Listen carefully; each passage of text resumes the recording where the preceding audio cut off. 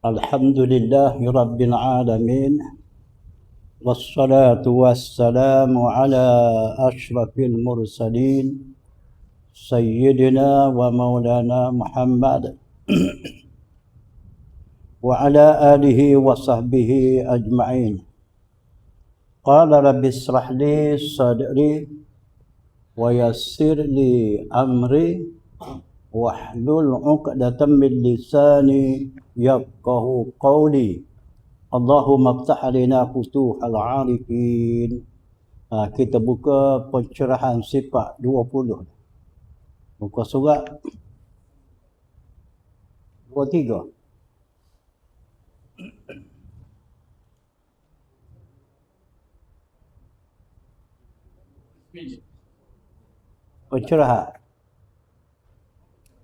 Pencerahan sifat 20. 22 ya. Pencerahan sifat 20 muka surat 22. Dari akal hayat Allah Ta'ala. Dari akal Tuhan itu hidup. Hayat artinya hidup.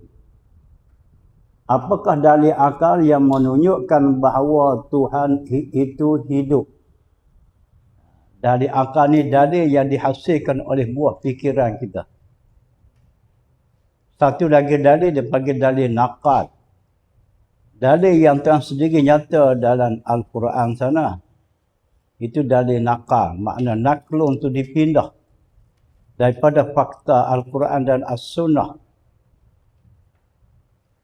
Manakala kita sematkan dua dalil ni, akal dan naqal akan terhasil lah. Kita tu yakinnya kepada Tuhan bersifat dengan sifat tersebut. Itulah tujuan belajar ilmu dalil bagi sifat tu. Untuk menghasilkan pada bahawa Tuhan tu bersifat dengan sifat tu. Jikalau kita boleh yakin yang Tuhan bersifat dengan sifat tu melalui ilmu dalil tersebut, maka terjadilah kita di kala itu dipanggil iman istidlal. Iman yang ada mempunyai dalil tersendiri, ada bukti tersendiri. Maka imannya sah. Tidak ada lagi dipertikaikan oleh ulama. Berbeza dengan orang yang yakin kepada Tuhan bersifat-sifat tersebut tanpa dalil. Iman begitu dipanggil iman taklid, iman pok turuk. Hasil pada cakap orang.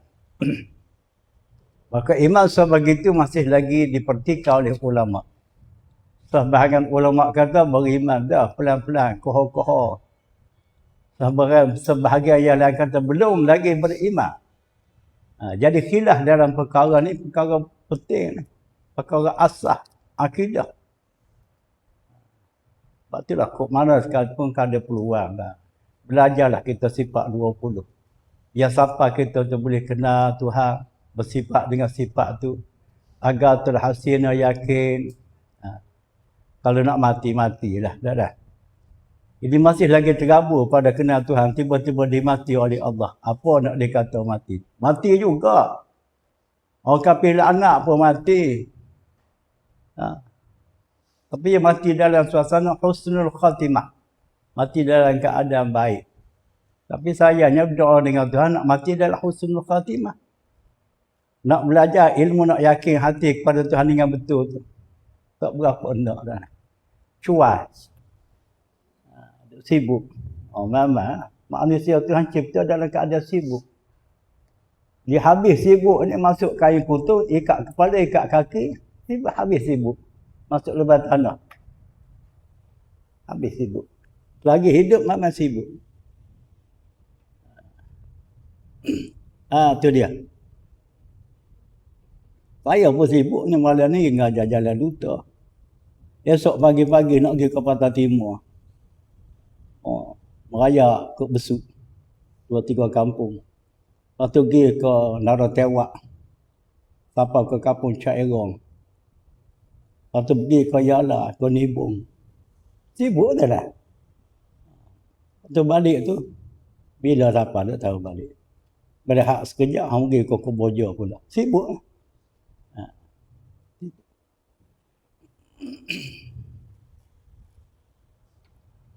Dari akal hayat Allah Ta'ala, dari akal Tuhan itu hidup. Jika tiada bersifat hayat, pada logiknya, kiranya Tuhan itu tidak hidup. Nescaya tiada alam ini. Nescaya tidak adalah alam dunia semesta ni. Kita buat kira begitu. Buat kira jalan mudah. Sekiranya Tuhan tidak hidup, akan tentu tidak adalah alam dunia kita ni. Alam syahadah ni akan tentu tidak adalah. Alam nasuk ni nescaya tidak adalah. Alam mulki ni saya tidak adalah. Alam dunia ni pelbagai panggilan.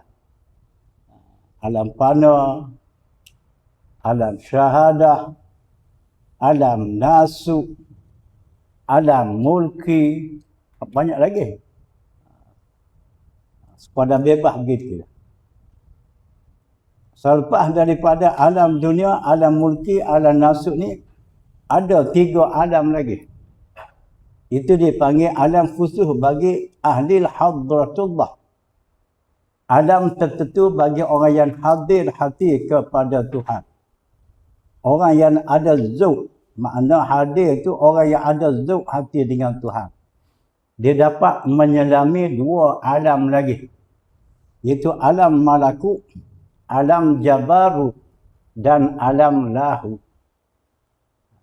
Jadi kita orang awam yang tak ada zauq dengan Tuhan ni, jangan dimimpilah. Nak menyelami alam hadratullah yang 3 tadi. Itu harta orang lain, bukan harta. Tapi kita sekadar ambil tahu tu, tak jadi salah, lagi elok. Kurang-kurangnya dia kalau kita tahu, terlintas ada di hati kita, agar Tuhan, Tuhan ciptakan kita dapat menyelami alam tersebut. Berjaya hidup kita ni. Dapat meneraka alam malakut, jabarut dan lahu. Sebab apa? Sebab itu alam kemajuan rohani. Kemajuan rohani. Kalau setakat maju jismani tidak dapat teraka alam tu. Kalau orang boleh teraka alam tu, orang segi rohnya maju.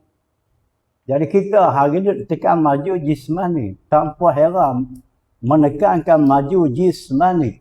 Pada sepatut kita kedua maju. Jismani, maju rohani, maju. Tapi apa daya dah. Kita bersifat lemah. Tapi kalau orang suruh pilih, hok mana patut dimaju? Jismani ke rohani? Ialah kemajuan rohani. Patut dimaju. Lebih daripada jismani. Sebab maju jismani, sementara saja. Maju-maju jismani, dia boleh naik ke bulan. Lepas tu dia naik ke bulan, bukan dia buat rumah perangin. Dia sana. Dia terkejun turun ke bumi pula. Dia melepak di muka bumi. Tak ke mana dah. Itu kononnya maju jismani. Kalau maju rohani itu boleh teraka alam rohani sana. Malakut, jabarut dan lahu. Kena orang tu kena kami malam Jumaat tu. Bukan kelas dia hari ni. Kelas kita hari ni kelas betul dalam soal akidah dan kalau ambil kedai habis, tak ke mana lah masa ya dah. Kena belajar juga ilmu begitu. Sebab kita ngaji konsep pondok. Ngaji konsep pondok dia belajar ilmu begitu. Jika tiada bersifat hayat, hujahnya. Saya tiada alam ini, dunia ni kita tidak ada lah. Kalau Tuhan tu tidak bersifat hayat. Kerana Tuhan tu hidup. Kerana Tuhan tidak hayat tu, Tuhan tu mati. Kerana ianya mati. Kalau Tuhan tidak bersifat hayat, Tuhan tu mati. Dia kalau mati, bagaimana dia nak adakan dunia hari ini? Sedangkan dunia ini sudah ada. Ini menunjukkan bahawa Tuhan itu hidup. Itu hujah kita. Itulah di antara asbabnya. Tuhan jadi perkara dunia ni sebilangan besar perkara yang dapat disaksi oleh panca indera yang 5. Sebab kata dunia perkara boleh dilihat oleh mata. Boleh didengar oleh telinga. Boleh dicium oleh hidung. Boleh dikecak rasa oleh lidah. Boleh disentuh oleh tangan. Apa tujuan? Tujuan nak mengajakkan kita yang berakal ni boleh berfikir. Dari dunia yang aku saksi melalui panca indera tadi, ada penciptanya, ada penjadinya. Tapi akal tak pergi ke situ. Tengok, sepuluh tengok mata ikan kering. Sebab apa? Sebab dia tak bimbing. Akal dia tu mengenal Tuhan. Jadi kita belajar sifat 20 sebegini, kita bimbing akal kita nak kenal Tuhan. Jadi akal tu boleh jalan, boleh nampak. Bukan Tuhan boleh nampak dengan mata kata, boleh nampak perkara-perkara yang dicipta olehnya. Boleh fikir dari perkara yang dicipta olehnya. Akan tentulah menghasilkan buah natijah daripadanya. Tuhan itu ada. Tuhan itu berkuasa. Tuhan itu sebagainya. Sifat-sifat kamalan. Dah. Dan juga tidak bersifat dengan sifat idrak. Dan juga tidak bersifat dengan sifat idrak. Kalau Tuhan tu tidak hidup, sekali lagi pula Tuhan tu tidak bersifat dengan sifat idrak tersebut. Sifat berkehendak, sifat idrak. Mana sifat idrak? Kudrat, iradah, ilmu, sama, bahasa, kalam. Otomatik. Kalau Tuhan tidak hidup, tidak bersifat dengan sifat idrak, bagaimana sifat-sifat tersebut? Maka mustahil. Mustahil ia Tuhan tidak bersifat hayat. Karena alam ini sudah dia ada. Itu menunjukkan bersifat hayat. Tuhan itu bersifat hayat. Jadi kesimpulan akhirnya begitulah. Kata dia. Dalil nakal. Selain daripada dalil akal yang Tuhan bersifat hayat, kita pindah pula kepada dalil nakal. Dalil yang Tuhan sendiri nyata dalam Al-Quran sana. Dalil nakal hayat Allah Ta'ala. Firman Allah Ta'ala suratul Furqan ayat 58. Wa tawakkal 'alal hayyil ladzi la yamut. Tuhan kata, dan berserahlah kamu atas Tuhan yang hidup. Tuhan Allah kan kita suruh berserah kepada dia. Kenapa? Kerana dia tu hidup. Kalau kita berserah kepada sesama manusia ni tak ke mana. Kita suruh jaga kita. Ni kalau kita sakit. Lah kali mati dia dulu pada kita. Habis. Mana tidak bertepatan kita berserah tu. Bukan tak boleh serah urusan kepada manusia. Tetapi hakikat sebenarnya. Selayak kita berserahnya kepada Tuhan.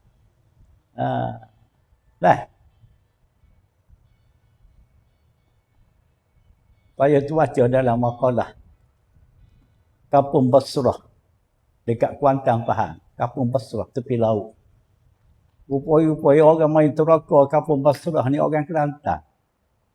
Dia bawa anak-anak buah dia main teraka di situ.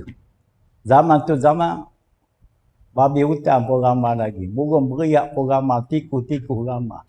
Dia main teraka tanah dibuat ladang tu. Tanam padi, tanah jagung, padi dan sebagainya. Lalu dia bagi perasaan ke anak buah dia. Dia kata kita teraka tanah sini kita kena berserah. Berserah kepada Allah. Mudah-mudahan. Bermakna ketua dia ni semangat juang tu tinggi. Orang berakidah kepada Tuhan. Maka terbangunlah kampung tersebut dia panggil Basrah. Orang zaman dulu kampung-kampung tu ada cerita asal usul. Ni kita naik nama kampung, molek kampung, tak ada cerita. Tak ada sejarah. Dulu ada sejarah. Sewajar kita berserahnya kepada Allah. Apa sesuatu sekalipun. Walaupun kita lebih berusaha sekalipun, namun hati itu tetap berserah kepada Allah. Sebab apa? Sebab Allah yang menentu. Dari usaha kita. Bukan usaha kita yang menentu. Allah yang menentu. Kita sekadar usaha ikhtiar. Yang tidak memberi bekah. Tidak menentu jadi. Dari itu mengapa kita nak berserah kepada Allah. Kalau berubat serah kepada doktor. Doktor ambil jalan mudah lah. Kalau nak bersalin orang kuat, dia tengok-tengok, dia scan-scan. Kononnya anak tu menyusah. Kaki ke bawah, kepala ke atas. Menyusah tu orang panggil. Lama tak lama ni nak operate lah. Nak operate lah. Tetapi Allah yang Maha Berkuasa, dia boleh putar perjalanan anak dalam kandungan tadi, dia balik kepala ke bawah, kaki ke atas. Dengan sesaat yang cepat. Itu bukan perjalanan kita. Sebab tu wajar kita berserah kepada Allah. Setelah kita berserah kepada Allah, Allah Ta'ala aturkan perjalanan janin dalam kandungan tadi, dia putar balik. Sehingga tak jadi doktor nak operatekan dia. Itu cerita tu berlaku dalam jemaah kita di sini. Buku apa? Buku 2 kan? Nak operate. Dalam saat nak operate itu diputarkan balik. Pada dasar keadaan anak-anak tu menyusah. Itu kerja Allah Ta'ala. Cuma kita ikhtiar saja. Bagi muslimah yang mengandung, gunakanlah air selusuh, minyak selusuh. Dia kata doktor air selusuh ni gapo dia? Kalau macam tu duk bagi Panadol kat orang tak apa benda. Itulah manakala jahil agama dia bercakap pun mengaku. Dia tak berlatih. Dia duk nampak dia berkuasa di alam dunia. Sedangkan dia tu usaha ikhtiar juga.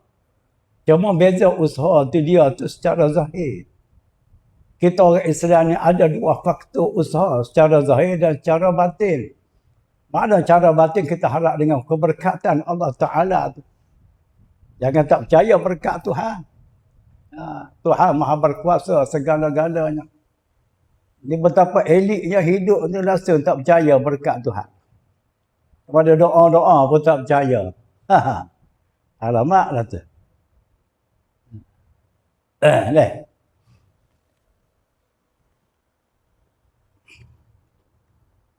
Ke sebelah. Dah. Masuk sedazin dah dah.